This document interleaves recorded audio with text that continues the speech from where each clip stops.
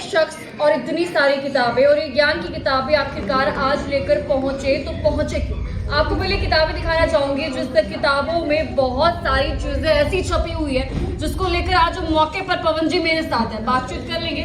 Sir नमस्कार। नमस्कार। पहले मुझे बताइए कि आखिरकार वजह क्या है, इतनी सारी किताबें लेकर इस तरीके से बैठना और यहाँ तक पहुँचना, क्या सोचकर क्या आए आज आप? मैं ये कहता हूँ कि सोच के आने की बात नहीं होती, ये हमारे समाज के जो है बुद्धिजीवी हैं, पढ़े लिखे हैं, शिक्षित हैं और सामाजिक भी है। अगर ऐसे आदमी को राजनीतिक तौर पे लाया जाए तो इसका बहुत फायदा मिलता है, समाज को भी मिलता है और पूरे हरियाणा को मिलेगा और सबको मिलेगा। चलिए, कुल मिलाकर बात ये है कि आप एक ऐसे व्यक्ति को उतारने वाले हैं जो बहुत ही ज्यादा ज्ञानी है, यानी कि लगातार जो उन्होंने किताबें भी शायद उन्हीं के लेकर आप यहाँ पर पहुंचे हैं और आपको लगता है अगर वो चुनावी दौर में उतरते हैं, राजनीति में आगे आते हैं तो उससे बहुत बेनिफिट होने वाला आम जनता को, आप ऐसे कहना चाहते हैं? मैं ये कहता हूँ कि हर पार्टी जो है, अमित शाह ने जब कहा कि बहुत ही बढ़िया आदमी लगते हैं मेरे को अमित शाह, चाहे वो राजनीतिक तौर पे दूसरी पार्टी में, अमित जी जैसे सॉलिड विचार के आदमी मेरे को उन्होंने कहा, मैंने सुना उनके बारे में, जो अच्छे आदमी हैं और उन्होंने पॉलिटिकल मंच से कहा कि वो बीसी को आगे बढ़ाना चाहते हैं, बैकवर्ड समाज को आगे बढ़ाना चाहते हैं। तो अगर अमित शाह जैसे आदमी व्यक्ति बैकवर्ड को आगे बढ़ाना चाहते हैं तो हमने ये सोचा कि हमारे समाज के जो प्रजापति समाज के जो लोग हैं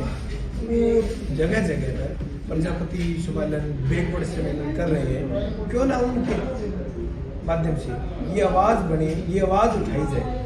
क्योंकि आज मैं एमएलए तो हूँ ना, मैं राज्यसभा सांसद हूँ, मैं तो एक आम साधारण कार्यकर्ता हूँ जेजेपी पार्टी का, और मेरा फर्ज बनता है कि मैं अपनी पार्टी को भी कहूँ और उनको भी कहने के लिए कहूँ, क्योंकि उन्होंने समाज में एक प्रजापति सम्मेलन अभी 20 तारीख को रणवीर गंगवा जी कर रहे हैं। मैं चाहता हूँ कि अगर रणवीर गंगवा जी मंच से नायब सिंह सैनी से समाज की तरफ से ये मांग करें तो नायब सैनी भी कोई दूर थोड़ी है, वो भी बैकवर्ड समाज से आते हैं, हरियाणा के सीएम हैं और वो भी चाहते हैं कि बीसीए को मान सम्मान मिले।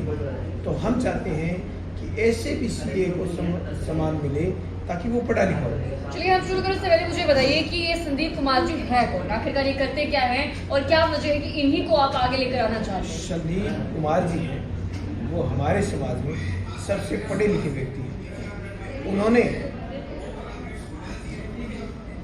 पीएचडी तक कर, पीएचडी के बाद भी 3-4 डिग्रियां उन्होंने कर रखी है और वो जो है हरियाणा पर्यंत की बात नहीं, विदेशों में भी सम्मानित है। उनको हर एक बीसी बुलाते हैं, उनसे बात करते हैं, उनको राय देते हैं। तो ऐसे व्यक्ति को शिक्षा का स्तर इतना बड़ा हो, अगर वो राजनीति में आए तो यहाँ का जो भविष्य जो खतरे में देख रहा हूँ।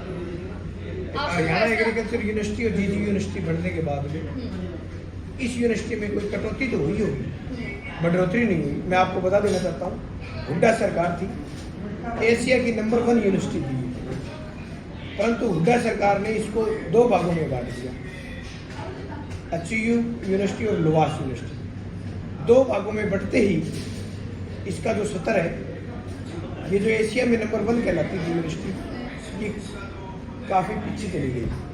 तो राजनीतिक समझ थी उनको, परंतु वो पढ़े लिखे नहीं थे हुड्डा साहब इतने ज़्यादा।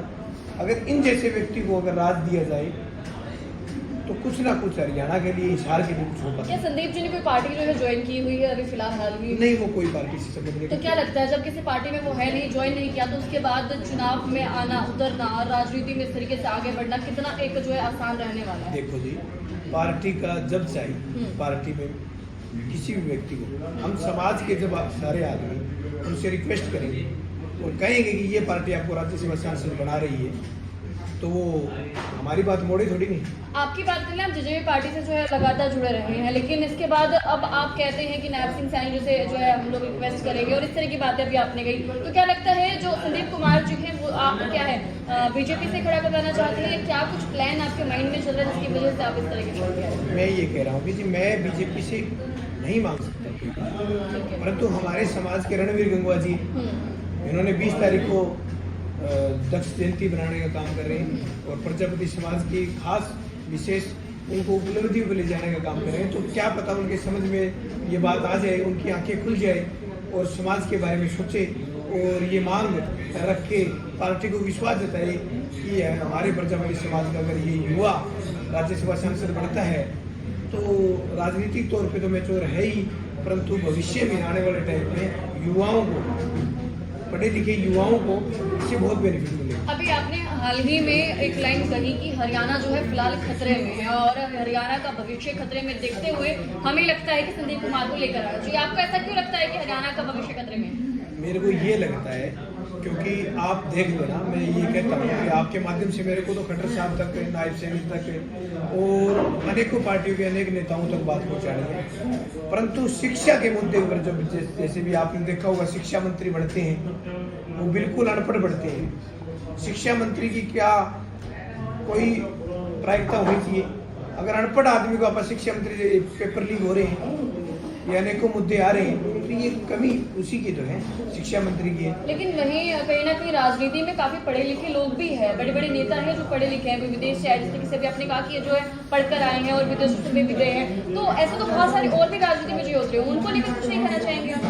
मैं ये कहता हूँ कि ठीक है, समाज में जैसे कि ग्राउंड पे रहने वाले भी नेता होते हैं, जैसे चौधरी भजन लाल जी थे, वो अनपढ़ जरूर थे परंतु पढ़े लिखे को मात देते थे क्योंकि उनकी सोच थी, समझ थी, तभी आज हरियाणा में ये जीजी यूनिवर्सिटी बनी, हिसार का विकास हुआ, हरियाणा का विकास हुआ। देवीलाल कौन से पढ़े हुए थे? देवीलाल ने पूरे हरियाणा में घूम के हर शिक्षित से, पढ़े लिखे से, हर आदमी से मिलकर इन्होंने अपनी राजनीति भी मैच्योर की और समाज में काम करने का काम किया। आपको उम्मीद नजर आती है कि आपकी रिक्वेस्ट को एक्सेप्ट कर लिया जाए?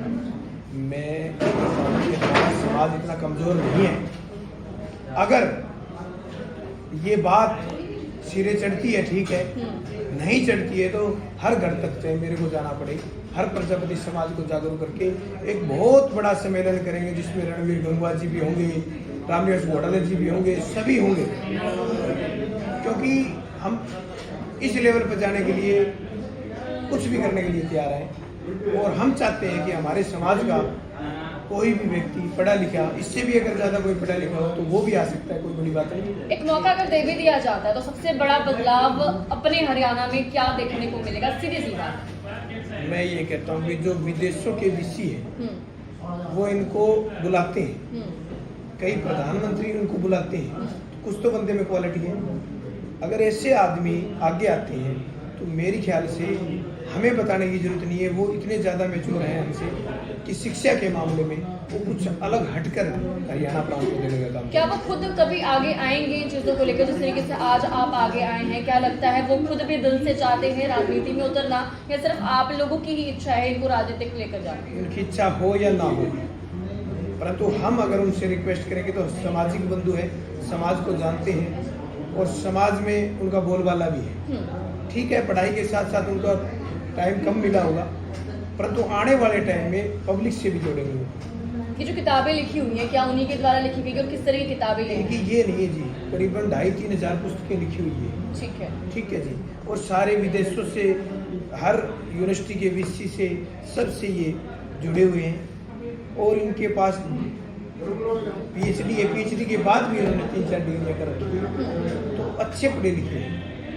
चलिए, तो आम जनता क्या एक्सेप्ट करे? क्या कुछ मैसेज है जो आपकी तरफ से जुड़े जाना चाहिए? मैं तो यही कहता हूँ कि प्रजापति समाज को तो इस चीज़ का फायदा होगा ही होगा, परंतु आम जन चाहे वो किसी भी बिरादरी से बिलोंग करता हो उसको भी फायदा मिलेगा। जैसे कि चौधरी जीजी यूनिवर्सिटी बनाई थी भजन लाल जी ने, उसका फायदा आज तक लोगों को मिल रहा है। थे वो बिश्नोई, परंतु समाज के लिए उन्होंने काम किया, तो पढ़े लिखे चाहे वो किसी भी जाति का हो, उससे हर एक आदमी को फायदा मिलता है और उससे बेनिफिट भी होता है और युवा यही चाहते हैं। कुल मिलाकर बात यह है कि पवन जी, अब आप लोग चाहते हैं कि आपके साथ और भी लोग होंगे जो इस चीज़ को चाहते हैं कि संदीप कुमार जी को आगे बढ़ाया जाए, राजनीति में उतारा जाए और आने वाले समय में बदलाव देखने को मिलेगा। आप ये कहना चाहते हैं, सीधी सी बात ये है। तो अब देखते ये हैं कि इनकी रिक्वेस्ट पर काम कितना होता है। आप क्या कुछ मानते हैं, क्या एक पढ़ा लिखा व्यक्ति जब आगे बढ़ेगा तो हरियाणा में सच में बदलाव आएगा? आपका जो दिमाग है, आपका जो दिल है, वो क्या कहता है? आपको क्या लगता है कि आपका नजरिया कहाँ तक काम करता है? आपकी राय जरूर रखिएगा, वीडियो को शेयर करना ना भूलें।